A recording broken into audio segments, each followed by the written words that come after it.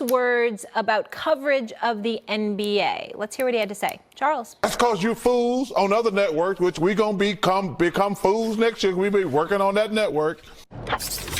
All right, Charles fired up there. Monica back here with us. Okay. I was going to go to Stephen A., but Monica, you want to say something just based on your reaction? Come on, Chuck. Like, come on. Listen, I understand wanting comprehensive coverage of the NBA, but I know I've been part of conversations about both of those teams. But I also understand that for us as a network, we're on all day, and those are two teams that drive interest. It was very like, come on, Grandpa, like, why you got to do all that? Why are we doing all that? S.A.? Oh, Lord.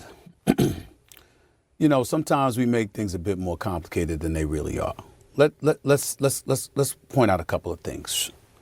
First of all, he wasn't talking about me, because I've been talking about Cleveland for how many weeks? Eminem, Molly, y'all know this. Yeah, I've been talking about Cleveland for a while. Comprehensive combo last week. That's number one.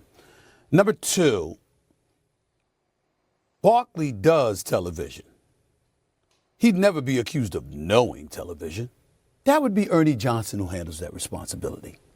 Maybe Charles Barkley should look at his rundowns from time to time, even though they are an NBA show as opposed to a show that talks about an abundance of things. The fact of the matter is some stories get a higher profile than others because they resonate with the viewing public. And in television, that's matter. It's called ratings, okay? We would know something about that. Charles Barkley and the TNT crew would certainly know something about them with their multi-time Emmy-winning award selves. They're fantastic. We love them. Thirdly, I hope Big Perk doesn't get mad at me for saying this. I had to call him yesterday and talk him off a ledge because he wanted to hurt somebody because he didn't appreciate how Barkley was coming at him. That's how Barkley talks. That's how Barkley talks. Look, y'all. I've known Charles Barkley for over 25 years. How many times? He calls Kenny a fool every show. He calls him and Shaq idiots at least once a week. That's how he talks. It's who he is. Charles Barkley is one of the sweetest human beings you will ever find on the planet. He means no harm. That's how he talks. When he comes here next year, I promise you, once a week, I'm going to be an idiot or a fool. And so are you, Molly. No, he won't do that to you, Molly, because, he got a soft spot for you. And he got a soft spot for you, too, Eminem. But Big Perk's going to be called the fool and the idiot. And everybody, that's how it goes. So everybody need to calm down when it comes to his name calling. It's who he is. It's what he says about politicians, what he says about anybody that he thinks is sleazy in the moment that he thinks they are. His two favorite words are idiots and fools. That's what he says. It's who he is. There's only one person that he hates. Used to be on this network before he went to the other network. Now that man he hates. Outside of that one individual, Charles Barkley don't hate anybody. That's just how he talks. But in the end, here's where he's wrong.